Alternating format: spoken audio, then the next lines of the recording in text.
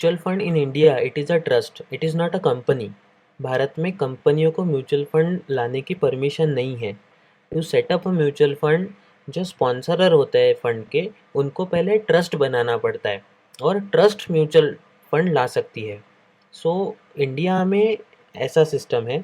जो develop Nations है वहाँ पे म्यूचुअल फंड कंपनियाँ ऑपरेट होती है।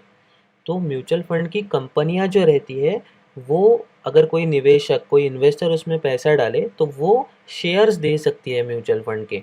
बट हालांकि क्योंकि म्यूचुअल फंड में कंपनियों को परमिशन नहीं है, म्यूचुअल फंड जो इंडिया में जो म्यूचुअल फंड स्थापन होते हैं उसे ट्रस्ट कहा जाता है।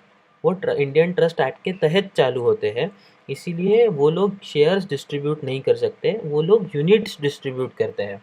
तो पहला पॉइंट जो है, what shares to equity, units to mutual fund.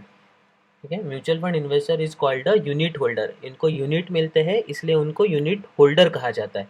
ठीक है, जब भी पहली बार म्यूचुअल फंड स्कीम आती है तब उसे एनएफओ कहते हैं, न्यू फंड ऑफर। ठीक है, उसके बाद में सब्सिक्वेंटली म्यूचुअल फंड यूनिट्स में be bought and sold through the fund itself. उसके अलग अलग प्रकार रहते हैं, हम अगले ट्यूटोरियल में हम उसे पढ़ेंगे।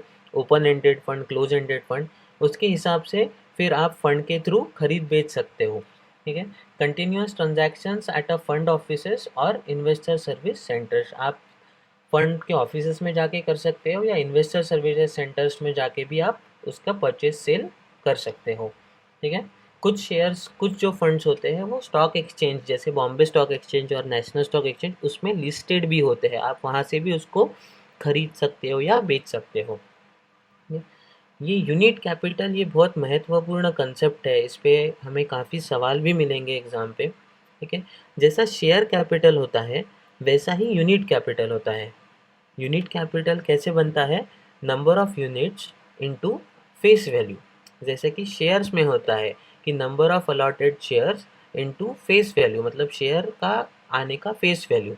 यहाँ पे म्यूचुअल फंड के कंसेप्ट में सारे म्यूचुअल फंड लगभग 10 रुपये फेस वैल्यू से शुरू होते हैं।